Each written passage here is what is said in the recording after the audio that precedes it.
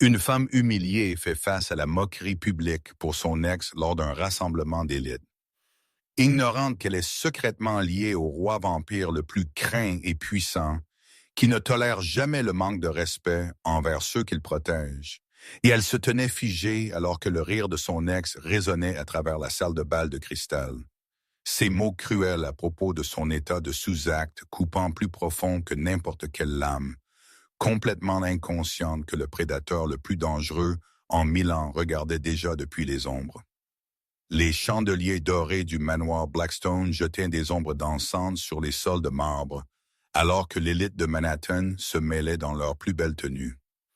Isabella lissait sa robe de soie émeraude, ses doigts tremblant légèrement, alors qu'elle vérifiait son téléphone pour la 3e fois en 5 minutes. Toujours pas de message de lui. Elle a promis à Nicolola qu'elle pourrait gérer ce soir seule, que faire face à son passé ne la briserait pas. Mais debout dans la grande salle de bal où elle s'était sentie si petite, le doute rampa à travers sa poitrine comme de l'eau glacée. De l'autre côté de la pièce, son ex-fiancé Daniel Rothschild tenait court près de la fontaine de champagne, son bras drapé possessivement autour d'une mondaine blonde de la moitié de son âge. Ses yeux trouvèrent ceux d'Isabella et un sourire cruel se répandit sur ses lèvres. Elle connaissait ce regard, le même qu'il avait porté quand il l'avait humiliée à leur propre fête de fiançailles il y a 2 ans, annulant leur mariage devant tout le monde, parce qu'elle n'était qu'une enfant boursière prétendant appartenir à son monde. Pendant ce temps, à 3000 miles de distance dans l'ancien château surplombant la Nouvelle-Orléans, le fils de Niccolo McCall se tenait devant des fenêtres du sol au plafond, son reflet absent dans le verre. Son ouïe surnaturelle avait capté chaque pic de battement de cœur, chaque respiration superficielle qu'Isabella avait prise depuis qu'elle était entrée dans cette salle de bal. Sa mâchoire se serra alors qu'il sentait sa détresse à travers le lien de sang qu'il partageait. Le vampire originel, le premier de son espèce, avait vécu pendant plus de 1000 ans. Mais rien n'avait jamais testé sa retenue comme rester loin quand sa bien-aimée était en douleur. Son téléphone vibra avec un texte de sa sœur Rebecca. Le jet privé est alimenté et prêt. Juste dit le mot Nick. Il avait promis à Isabella de l'espace pour affronter ses démons, pour se prouver qu'elle était assez forte pour se tenir dans ce monde sans lui. Mais alors qu'il sentait une autre vague de son humiliation s'écraser à travers leurs liens, ses yeux brillaient d'or avec une fureur à peine contenue. Certaines promesses, il réalisa, étaient faites pour être brisées. Avant que nous continuions avec ce qui arrive quand l'être le plus puissant sur Terre décide que sa femme a été manquée de respect assez longtemps, j'ai besoin que vous appuyiez sur ce bouton d'abonnement. Ne me laissez pas en suspens ici. Un clic signifie tout pour un créateur qui vit pour ces moments dramatiques. Aussi, laissez un commentaire et dites-moi d'où vous regardez dans le monde. J'adore absolument savoir où ma famille vampire est dispersée à travers le globe. Que pensez-vous que Niccolo devrait faire? Devrait-il respecter les souhaits d'Isabella de gérer cela seul? Ou est-il temps pour le roi vampire de faire une apparition? Faites-moi savoir dans les commentaires ce que vous feriez si vous étiez l'être surnaturel le plus puissant et que quelqu'un blessait la personne que vous aimez. La valse de l'orchestre sembla ralentir alors que Daniel s'approchait. Flûte de champagne à la main, son entourage de vautours d'argent anciens suivant comme des charognards sentant le sang. Isabella leva le menton, forçant sa colonne vertébrale droite, mais son pouls martelait contre sa gorge. « Eh bien, Isabella Manton !» La voix de Daniel porta à travers les environs immédiats, attirant des regards curieux. « Toujours en solo, je vois. Dis-moi, chérie, comment ça fait d'être la seule femme de plus de 25 ans dans cette pièce sans bague? » Les mots frappèrent comme un coup physique. Les conversations autour d'eux se turent. Des robes de créateurs froissants alors que les têtes se tournaient vers le spectacle. Le souffle d'Isabella se coupa, mais elle réussit à garder sa voix stable. Certains d'entre nous préfèrent la qualité à la commodité, Daniel. Son rire était aiguisé, pratiqué, conçu pour couper. Qualité, Où es-tu toujours cette petite fille boursière qui n'arrivait pas tout à fait à s'intégrer dans notre monde? Deux musiques et un, Isabella. 2 ans depuis que je nous ai tous les deux sauvés de ce désastre de fiançailles. Et tu ne peux toujours pas trouver un mari convenable. Peut-être est-il temps de baisser ces standards impossibles. La blonde à son bras gloussa derrière des doigts manucurés. Autour d'eux, des téléphones discrètement inclinés pour capturer le drame. Isabella sentit les murs se refermer, sa confiance soigneusement construite s'effritant comme de la cendre. Chaque insécurité qu'elle avait enterrée, chaque nuit où elle s'était demandé si elle appartenait vraiment quelque part, revint en force. Ce qu'elle ne savait pas, c'est qu'à 3000 miles de distance, des yeux anciens étaient devenus complètement noirs de rage. Les mains d'Isabella tremblaient alors qu'elle cherchait sa pochette, désespérée de s'échapper avant que les larmes menaçant derrière ses yeux ne puissent tomber. Elle ne donnerait pas à Daniel la satisfaction. Pas encore. Excusez-moi, murmura-t-elle, mais Daniel s'approcha, bloquant son chemin. Oh, allez maintenant. Ne t'enfuis pas, comme la dernière fois. Sûrement tu peux gérer une simple conversation entre vieux amis. Sa voix dégoulinait de fausses préoccupations. J'essaie en fait d'aider. Peut-être que si tu arrêtais de courir après les contes de fées sur l'amour parfait, tu trouverais quelqu'un prêt à négliger ton passé. Le mot passé trancha l'air comme une lame. Isabella sentit tous les yeux de la salle de bal sur elle. Sentit le poids du jugement de personnes qui n'avaient jamais eu à se battre pour leur place à aucune table. Sa gorge brûlait de larmes non versées et de rage qu'elle ne pouvait pas libérer. « Mon passé m'a fait qui je suis », dit-elle doucement, mais sa voix manquait de son feu habituel. « Musique. » « Exactement. » Daniel sourit froidement. Une belle fille avec des gouttes de champagne et une mentalité de budget bière. Certains hommes pourraient trouver cela charmant au début, mais pour le mariage, pour construire un vrai héritage, il haussa les épaules.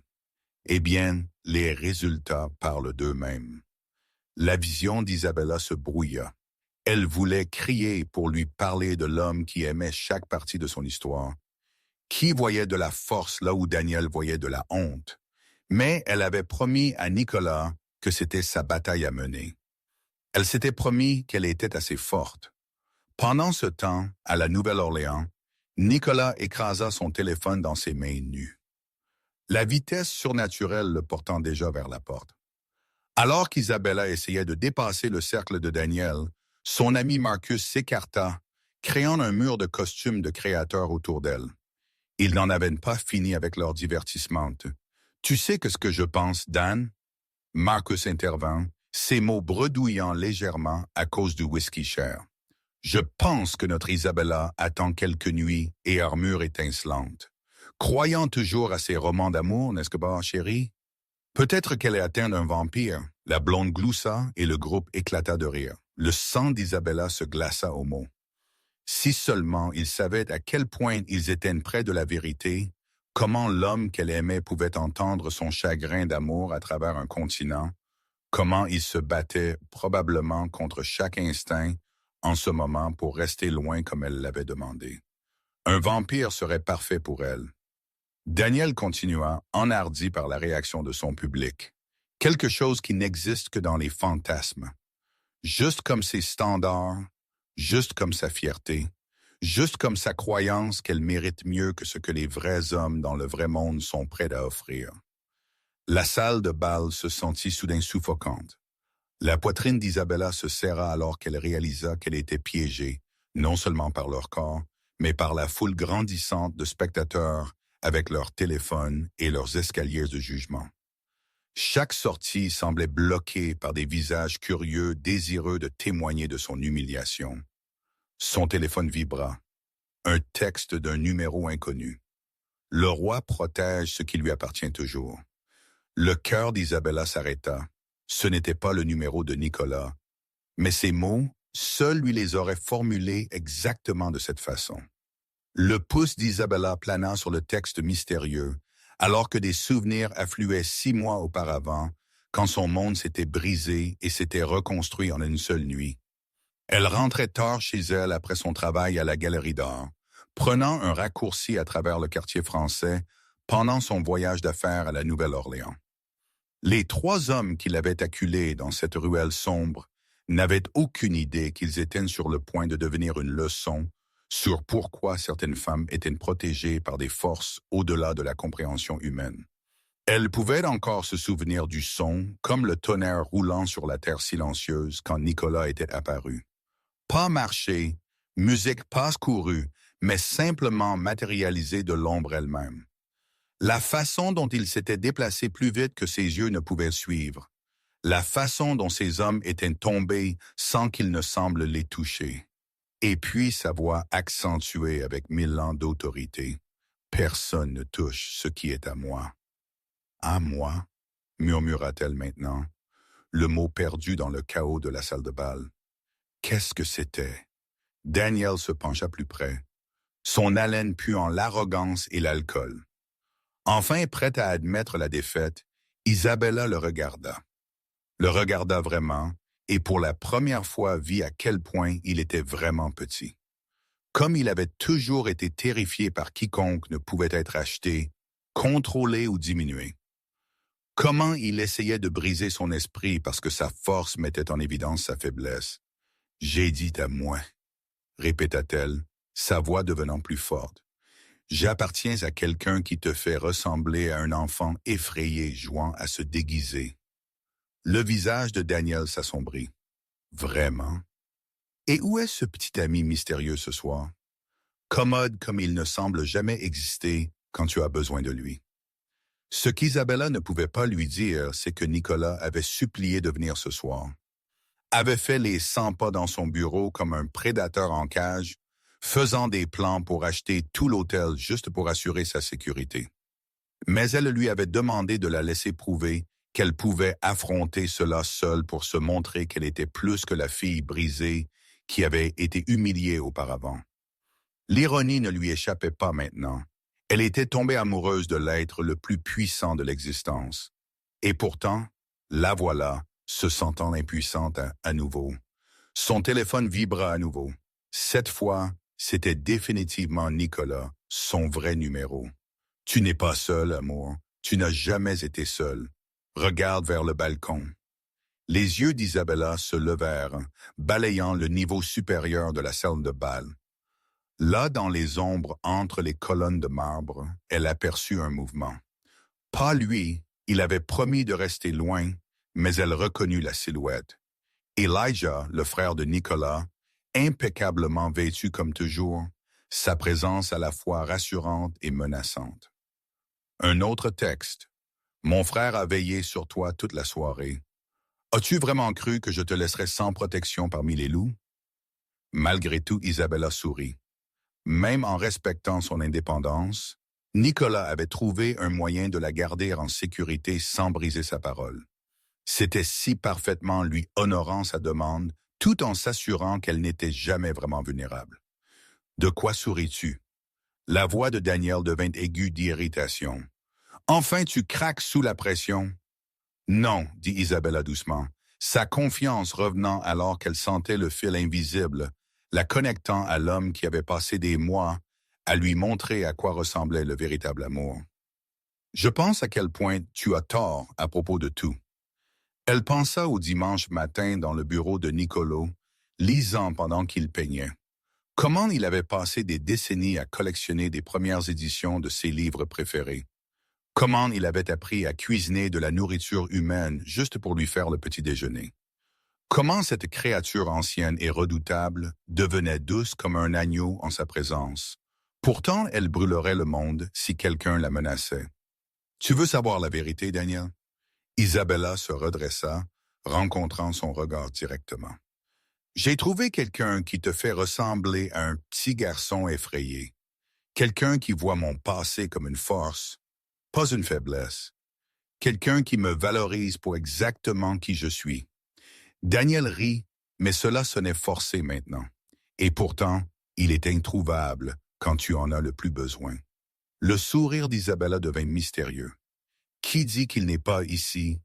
Le visage de Daniel rougit d'embarras, alors que plusieurs personnes à proximité commencèrent à chuchoter clairement intrigué par la nouvelle confiance d'Isabella. Il ne pouvait pas se permettre de perdre la face devant ses pairs. Sa réputation était tout dans ce monde. Assez, siffla-t-il, attrapant le poignet d'Isabella assez fort pour laisser des marques. Tu t'embarrasses avec ses délires. Tant pour une vérification de la réalité. Isabella essaya de se dégager, mais sa prise se resserra.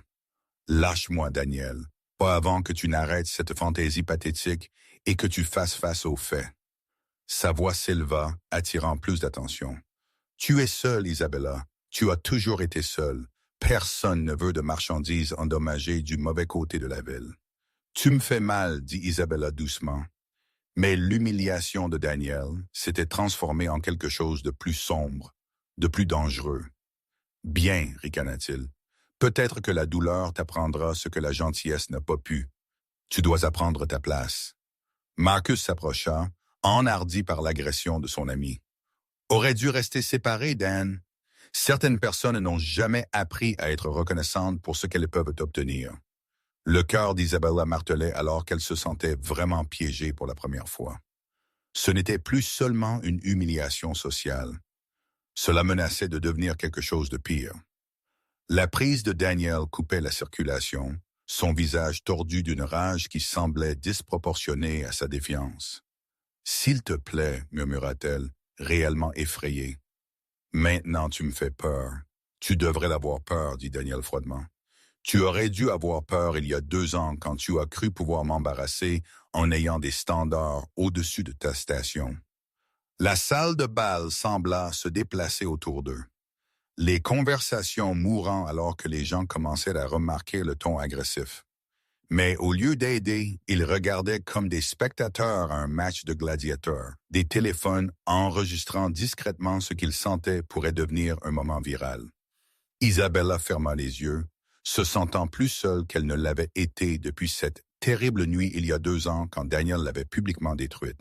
Elle pensait qu'elle était plus forte maintenant, pensait que l'amour avait guéri ses blessures. Mais face à cette meute de prédateurs en vêtements de créateurs, elle se sentait comme cette même fille brisée qui avait pleuré jusqu'à s'endormir pendant des mois.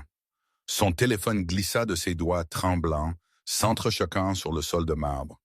C'est alors que les lumières s'éteignirent. La salle de bal fut plongée dans l'obscurité complète, pas le scintillement d'une panne de courant, mais le noir absolu de quelque chose de surnaturel. L'éclairage d'urgence aurait dû se déclencher immédiatement, mais même cela ne réussit pas à pénétrer l'ombre anormale qui était descendue. Dans l'obscurité, la prise de Daniel se relâcha avec confusion et peur. Des halètements et des rires nerveux ondulèrent à travers la foule, alors que les gens tâtonnaient pour des lampes de poche de téléphone qui refusaient inexplicablement de fonctionner. Puis vint la voix riche, accentuée, portant le poids des siècles et la promesse de violence. Elle sembla venir de partout à la fois, résonnant à travers les murs mêmes. Je crois que quelqu'un a fait une grave erreur de jugement. La température dans la pièce chuta de 20 degrés en un instant. Le souffle devint visible dans l'air soudainement frigide. Le cœur d'Isabella s'envola même si la terreur étreignit tout le monde autour d'elle. Elle connaissait cette voix, connaissait le pouvoir derrière elle. Qui est-ce? Daniel balbutia dans l'obscurité, sa bravade s'évaporant. Je suis le fils de Niccolo Michael. La voix continua. Plus proche maintenant, comme si elle les encerclait comme un prédateur. Et toi, petit homme insignifiant, tu viens de faire la plus grave erreur de ta très courte vie. Un seul projecteur s'alluma au centre de la salle de bal, révélant une figure qui n'aurait pas dû être possible. Niccolo se tenait là dans un costume noir parfait, pas un cheveu de travers, malgré avoir voyagé 3000 miles en ce qui devait être des minutes. Ses yeux, quand ils trouvèrent Daniel, brillèrent d'un feu doré inhumain qui fit gémir plusieurs personnes dans la foule. « Tu as touché ce qui m'appartient », dit Nicolas d'un ton conversationnel, son ton presque agréable. « Presque. Maintenant, j'ai un choix à faire. Est-ce que je te tue simplement ou est-ce que je deviens créatif? » Daniel relâcha Isabella si vite qu'elle faillit trébucher, son visage pâle d'une terreur qu'il ne pouvait pas comprendre, mais qu'il ressentait dans ses propres os. « C'est impossible, » Daniel murmura. « Tu ne peux pas juste, tu n'étais pas là. Comment as-tu » Musique, Nicolo sourit, et c'était beau et terrible. « Oh mon cher, insignifiant Daniel, il y a des forces dans ce monde qui font ressembler tes petites juges de pouvoir à des enfants jouant avec des jouets. J'ai 1000 ans. Je suis le premier vampire, l'hybride originel, et je viens de voyager à travers un continent parce que quelqu'un a osé blesser la femme que j'aime. » Isabella s'avança vers Nicolas, sa peur fondant en un soulagement et un amour accablant. Il ouvrit ses bras, et elle tomba dedans, sentant sa force et sa chaleur surnaturelle chasser les dernières traces d'humiliation et de doute. « Je suis musique, désolée, » murmura-t-elle contre sa poitrine. « Je pensais pouvoir gérer cela seule. »« Tu aurais pu, » murmura Nicolas, sa voix douce maintenant alors qu'il la tenait. « Tu étais magnifique, mais tu n'auras plus jamais à gérer quoi que ce soit seul. » Ses yeux durcirent alors qu'il se tournait vers Daniel, qui reculait lentement. « Cependant, il y a des conséquences pour ceux qui blessent ce que je protège. » Avec une vitesse surnaturelle qui fit haleter la foule, Nicolas apparut à côté de Daniel, agrippant son épaule avec une force désinvolte qui aurait pu écraser des os. « Tu ne lui parleras plus jamais. Tu ne la regarderas plus jamais.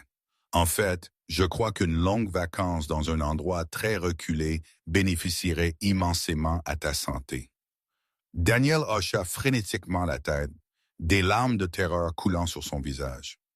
De plus, Nicolas continua agréablement.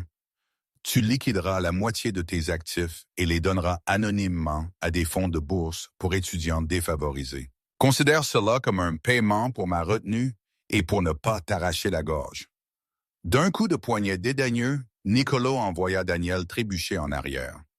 L'homme s'enfuit vers la sortie, son entourage se dispersant comme des feuilles devant un ouragan. Les lumières revinrent à la normale alors que Nicolas retournait vers Isabella, prenant ses mains dans les siennes. « Maintenant, mon amour, je crois que tu as mentionné quelque chose à propos d'épouser le roi vampire le plus puissant. » Isabella rit, ses larmes précédentes remplacées par de la joie. « Ai-je dit cela? Tu l'as fait. Et il se trouve que j'en connais un qui attend depuis des siècles de trouver sa reine. » Il s'agenouilla là même dans la salle de bal, produisant une bague qui semblait capturer la lumière des étoiles elles-mêmes. « Isabella Chin, veux-tu m'épouser et me laisser passer l'éternité à te montrer comment un vrai homme protège la femme qu'il aime? » La salle de bal éclata en halètements et en applaudissements, alors qu'Isabella disait « oui », résonnant à travers le palais de cristal comme une promesse d'éternité. 6 mois plus tard, l'ancienne cathédrale de la Nouvelle-Orléans avait été témoin de nombreuses cérémonies au cours de ses siècles d'existence, mais jamais d'une telle. Isabella se tenait devant des 8 miroirs dans la chambre de la mariée. Sa robe de mariée, un chef-d'œuvre de soie à voir et de dentelle vintage qui avait appartenu à la mère de Nicolas d'il y a 1000 ans, altérée par les meilleures couturières que l'argent pouvait acheter. « Tu musique, trembles amour, » observa Rebecca, ajustant le voile antique avec des mains douces. « Ayant des doutes sur le fait d'épouser mon frère impossible. Jamais. » Isabella sourit, bien que ses mains tremblaient légèrement. « C'est juste que cela arrive vraiment. Il y a 6 mois, j'étais une personne insignifiante se faisant humilier à une fête, et maintenant je suis sur le point de devenir reine de la plus ancienne famille surnaturelle existante. » L'expression de Rebecca devint sérieuse. « Il y a quelque chose que tu devrais savoir avant de marcher dans cette allée. Être un fils de Michael ne concerne pas seulement l'amour et la protection. Il y a des ennemis, d'anciens, qui te verront comme une faiblesse à exploiter. » Comme si invoqués par ces mots, les vitraux de la cathédrale s'entrechoquèrent soudainement avec une force inhumaine.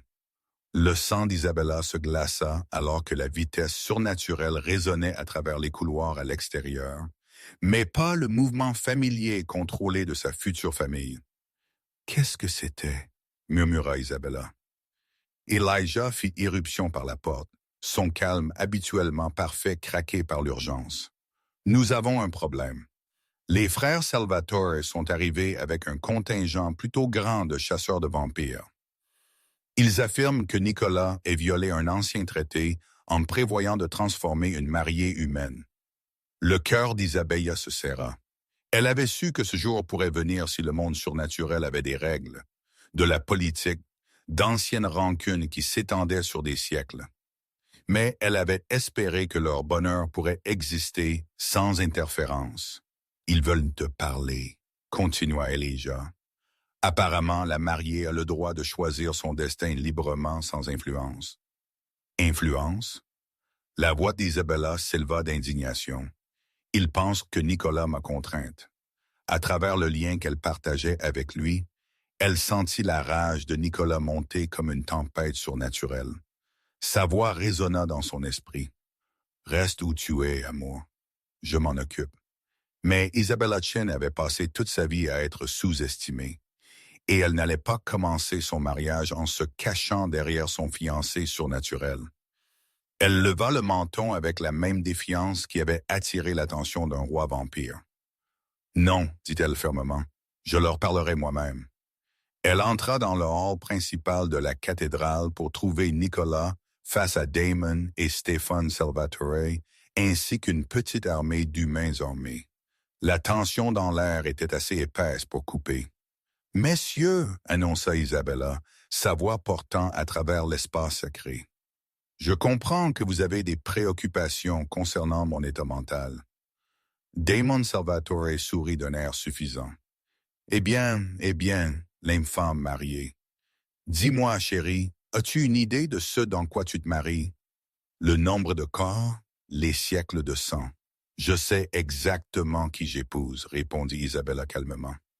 J'épouse un homme qui brûlerait le monde pour me protéger, mais qui a appris à peindre des aquarelles parce que j'ai mentionné aimer l'art.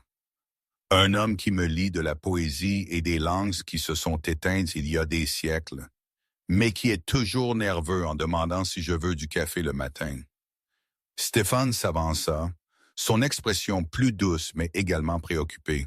« Isabella, nous voulons juste nous assurer que c'est vraiment ton choix. Pas de contraintes, pas d'influence surnaturelle. » Isabella rit. Le son lumineux et authentique.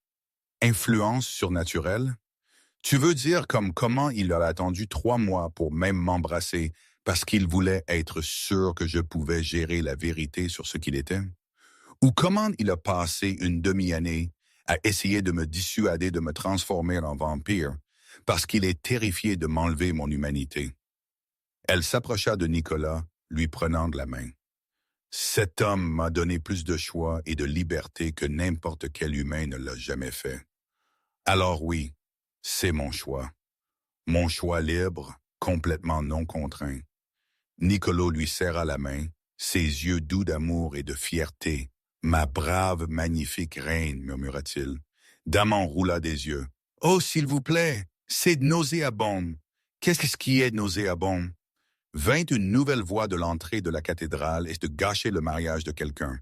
Tout le monde se tourna pour voir Catherine Pierce entrer à grands pas, suivie par Caroline Forbes et Bonnie Bennett. Les yeux d'Isabella s'élargirent. Elle avait entendu des histoires sur ces femmes de la part de Nicolas, mais ne s'attendait jamais à les rencontrer. Catherine Stéphane respira. « Qu'est-ce que tu fais ici? » Apportant un cadeau de mariage, Catherine sourit méchamment, produisant un ancien parchemin. « Il s'avère qu'il y a une faille dans ce précieux traité dont vous vous inquiétez tous. Si la mariée prouve sa dignité par l'épreuve par choix, elle se voit automatiquement accorder une protection en vertu de la loi surnaturelle. » « Épreuve par choix? » demanda Isabella. Bonnie s'avança, son expression gentille mais sérieuse. « 3 tests, esprit, cœur et âme. Si tu réussis, aucun être surnaturel ne pourra jamais remettre en question ton droit d'être ici à nouveau. » Isabella regarda Nicolas, voyant l'inquiétude dans ses yeux anciens. Il avait vécu assez longtemps pour savoir que ces épreuves étaient dangereuses, potentiellement fatales. Mais elle vit aussi sa foi absolue en sa force. « J'accepte, » dit-elle sans hésitation. Le premier test vint immédiatement. La magie de Bonnie remplit la cathédrale de voix chuchotées. Chaque mot cruel que Daniel lui avait jamais dit, chaque moment de doute et de honte de son passé. La magie essaya de la convaincre qu'elle était indigne, mal aimée, que Nicolas la verrait éventuellement comme les marchandises endommagées que Daniel prétendait qu'elle était. Mais Isabella avait passé 6 mois à être aimée par quelqu'un qui voyait chaque défaut et la choisissait quand même. Les chuchotis rebondirent sur elle comme la pluie sur le verre. Test mental terminé, annonça Bonnie, impressionnée. Le deuxième test se matérialisa comme une vision. Nicolas en danger, enchaîné avec des liens de savon de verveine. Ses ennemis offrant à Isabella un choix. Part pour toujours et il vit ou reste et regarde-le mourir pour elle. Sans hésitation, Isabella s'avança vers la vision. Je choisis de rester et de me battre à ses côtés. Toujours. La vision se brisa. Test du cœur terminé. Le dernier test fut le plus cruel.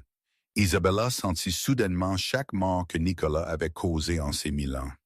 Chaque moment d'obscurité dans son passé, chaque raison pour laquelle elle devrait fuir. Le poids de cela menaçait d'écraser son esprit. Mais ensuite, elle se souvint de ses mains douces alors qu'il l'aidait à guérir de la cruauté de Daniel. Sa patience alors qu'elle avait appris sur le monde surnaturel. La façon dont il l'avait tenue pendant les cauchemars et l'avait fait se sentir en sécurité pour la première fois de sa vie. Il était brisé, dit-elle à voix haute, les larmes coulant sur son visage. Juste comme moi. Mais nous sommes guéris l'un l'autre. Son passé ne le définit pas plus que le mien ne me définit. Une lumière dorée explosa à travers la cathédrale. Tous les tests terminés, annonça Bonnie avec une admiration sincère. Elle est digne au-delà de tout doute. Les frères Salvatore et leurs chasseurs s'inclinèrent respectueusement avant de partir. L'ancien traité satisfait. Alors que les cloches de la cathédrale commencèrent à sonner, signalant le début de la cérémonie, Nicolas encadra le visage d'Isabella dans ses mains. « Ma brave, incroyable reine, murmura-t-il, tu as affronté la loi surnaturelle elle-même pour nous. J'affronterai le diable lui-même pour toi, murmura Isabella en retour. Maintenant, quelqu'un ne m'a-t-il pas promis un mariage? La cérémonie fut parfaite d'anciens vœux prononcés en plusieurs langues, un rituel d'unité qui lia non seulement leur cœur, mais leurs âmes mêmes, et un baiser qui fit briller les vitraux de la cathédrale d'une lumière surnaturelle.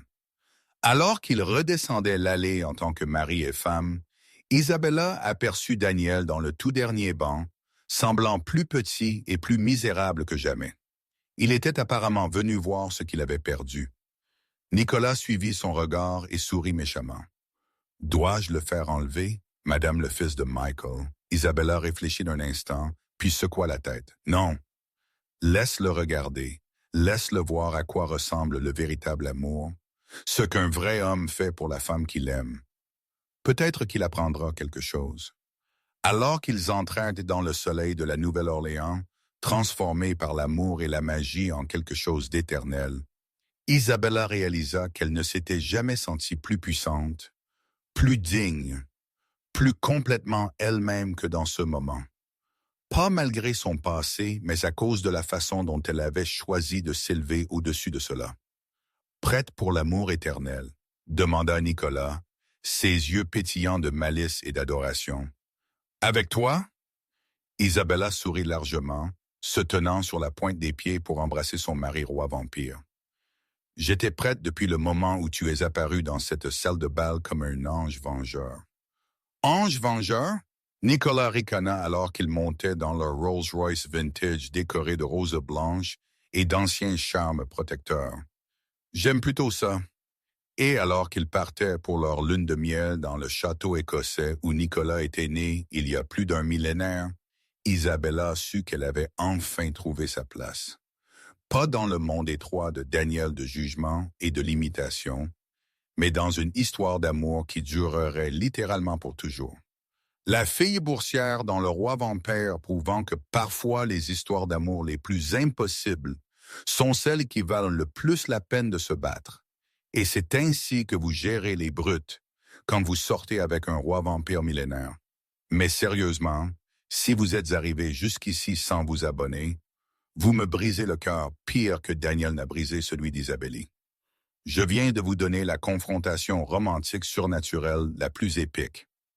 Restez éveillé jusqu'à l'aube, perfectionnant chaque rebondissement, et vous allez vraiment faire défiler sans appuyer sur ce bouton. Ne me faites pas ça.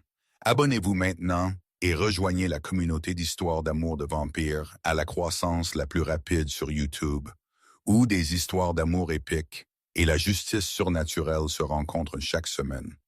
Vous appartenez ici avec nous, alors officialisez-le. Quel a été votre moment préféré?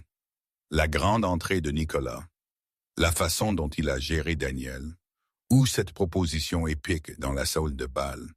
Et dites-moi, voudriez-vous qu'un vampire millénaire vous protège? Ou est-ce trop de pouvoir pour une relation?